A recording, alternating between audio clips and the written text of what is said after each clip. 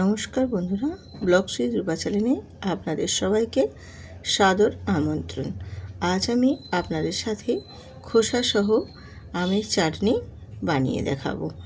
এই আমের চাটনিটা আমরা সাধারণত অনুষ্ঠান বাড়িতে প্রায় সময় খেয়ে থাকি। তো আজ আমি বাড়িতেই বানিয়ে তোমাদের দেখাবো। খুবই কম সময়ের মধ্যে তৈরি করে নিতে পারবেন।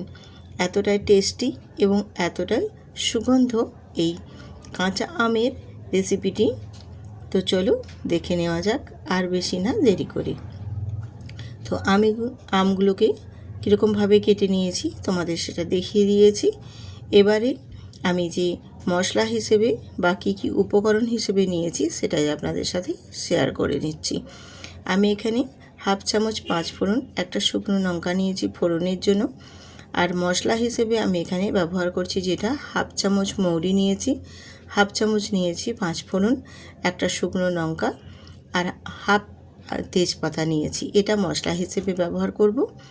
আর এখানে আমি কালারের জন্য দেখো অল্প একটু হলুদের গুঁড়ো আর কাশ্মীরি লঙ্কার গুঁড়ো নিয়েছি। আর নিয়েছি নুন স্বাদ মতো, আর চিনি। যেহেতু এটা চাটনি হচ্ছে সেক্ষেত্রে একটু মিষ্টি চাটনি বলে চিনির পরিমাণটা একটু বেশি নিয়েছি। আর নিয়েছি এখানে তেল। তো তেলটা খুব বেশি পরিমাণে লাগবে না এই চাটনির ক্ষেত্রে। আজ এই সব উপকরণ দিয়ে বানিয়ে নেব। তো চলুন দেখে নেওয়া যাক। আমি চলে এলাম গ্যাসেতে। গ্যাসটা অন করে দিয়ে আমি মশলা হিসেবে যেটা নিয়েছি মৌরি আর 5 ফোড়ন, শুকনো লঙ্কা আর একটা হাফ তেজপাতা, এইটাকে আমি এবার শুকনো কড়াইয়ের মধ্যে ড্রাই রোস্ট করে নেব। তো বেশ ভালো করে একটু নাড়াচাড়া করে নেব। মিনিট খানেকের মতো একটু ড্রাই রোস্ট করে নিলে খুব সুন্দর একটা স্মেল বেরিয়ে আসবে। তখন বুঝে নিতে হবে এটা বেশ সুন্দরভাবে ড্রাই রোস্ট হয়ে গেছে। এবারে এটাকে আমি একটু তুলে এবারে একটা পাত্রে নিয়ে নেব। দিয়ে এবার এটা ঠান্ডা করে তারপর এটাকে আধো আধো করে গুঁড়ো করে নেব। একেবারে কিন্তু মিহি ডাস্ট না, একটু আধো আধো থাকবে, সেই রকমভাবে গুঁড়ো করে নিতে হবে। এরপর ওই কড়াইয়ের মধ্যেই আমি দিয়ে দেব সর্ষের তেল। আমি যেই পরিমাণে সর্ষের তেলটা নিয়েছি সেই পরিমাণেই সর্ষের তেলটা এখানে অ্যাড করে দিয়েছি। আর দিয়ে দিলাম আমি সর্ষের তেলের মধ্যে শুকনো লঙ্কা আর 5 ফোড়ন। দিয়ে ফোড়নটা আবারও বেশ ভালো করে আমি একটু ভেজে নেব। ফোড়নের থেকে যখন একটা মিষ্টি গন্ধ বেরিয়ে আসবে তখন আমি এখানে কেটে রাখা বা ধুয়ে রাখা যে আমগুলো আমি কেটে রেডি করেছিলাম সেই আমগুলো এখানে দিয়ে দেব। আমগুলো দিয়ে বেশ একটু ভালো করে নাড়াচাড়া করে আমগুলোকে একটু কষিয়ে নেব। এই রকমভাবে আমগুলোকে একটু কষিয়ে কষিয়ে এই আমের চাটনিটা বানালে খেতে কিন্তু একেবারেই অনুষ্ঠান বাড়ির মতো লাগবে। তো অনেকেই আবার আমটাকে এরকমভাবে না কষিয়ে একটু জল দিয়ে সেদ্ধ করে নেয়। তো জলে সেদ্ধ করে থেকে আমার মনে হয় এই রকমভাবে কষিয়ে চাটনিটা করলে এর টেস্টটা কিন্তু আরও সুন্দর হয় বা স্বাদটা আরও বেড়ে ওঠে। এইভাবে আমি একটু তেলের মধ্যে আমগুলোকে একটু কষিয়ে নেব। আর এই কষানোর সময় কিন্তু আমি নুন দেব না। নুন দিলে তখন কিন্তু আমটা খুব তাড়াতাড়ি নরম হয়ে গলে যাবে। এই কারণেই আমি নুনটা না দিয়েই শুধু আমটাকেই একটু কষিয়ে নেব। আর এখানে কালারের জন্য যে হলুদের গুঁড়ো আর কাশ্মীরি লঙ্কার গুঁড়ো সামান্য একটু অল্প নিয়েছিলাম সেটা এখানে অ্যাড করে দিয়ে আমি হলুদের গুঁড়ো আর ওই কাশ্মীরি রেড চিলি পাউডারের সাথে আমটাকে একটু কষিয়ে নিয়েছি। এরপর এখানে আমি দিলাম স্বাদ মতো নুনটা। পরে আমি নুনটা দিয়েছি। আগে দিলে আমটা কিন্তু খুবই তাড়াতাড়ি গলে যেত, তখন কিন্তু আমগুলো খেতে ভালো লাগতো না, ঠিক গোটা গোটা থাকবে। খোসা সহ আমের চাটনিটা খেতে কিন্তু ভীষণ ভালো লাগবে। এবারে বেশ ভালো করে দেখো একটু কষিয়ে নিয়েছি। কষিয়ে নিয়ে এবারে আমি এখানে জল অ্যাড করে দিলাম। তো জলটা দিয়ে খুব ভালো করে একটু নেড়ে নেব।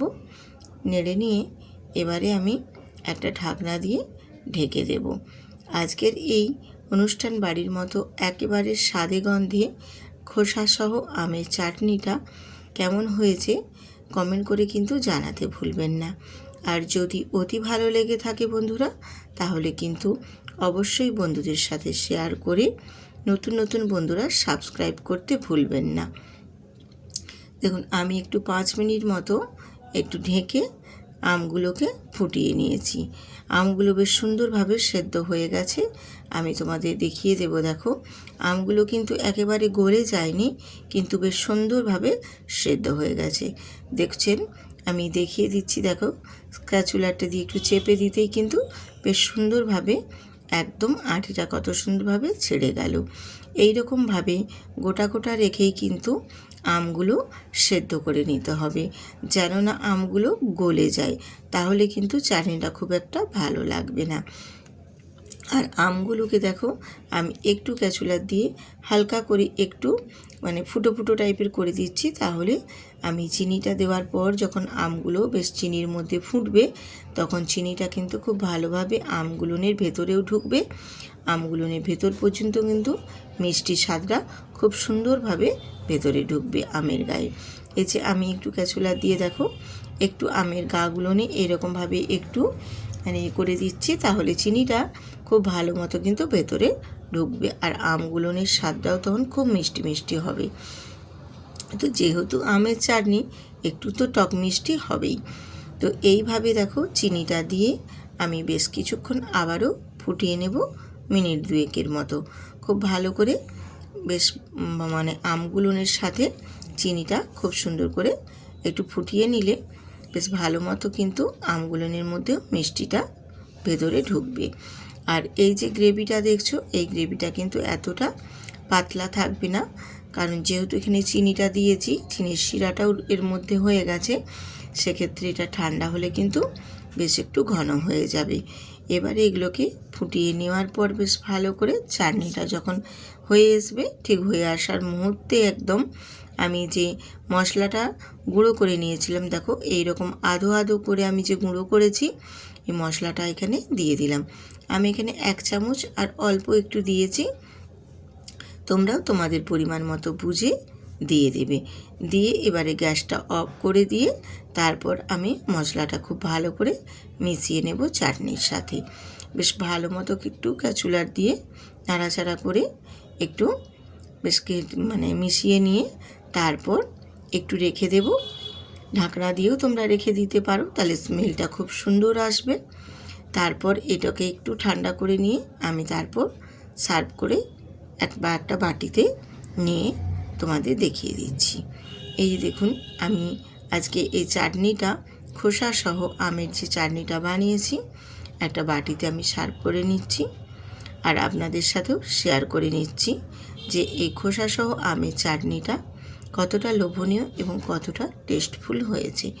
যদি ভালো লেগে থাকে অবশ্যই কিন্তু সুন্দর করে একটা কমেন্ট করতে ভুলবেন না। আর নতুন নতুন বন্ধুরা সাবস্ক্রাইব করে বেল আইকনটি প্রেস করতেও ভুলবেন না।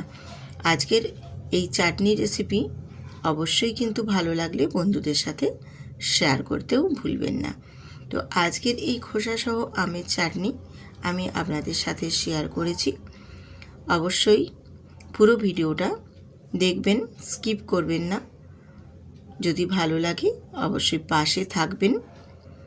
এই রকম নিত্য নতুন রেসিপি পেতে আমার চ্যানেলটি সাবস্ক্রাইব করে পাশে থাকবেন। আবার আসবো আরেকটি নতুন রেসিপি নিয়ে।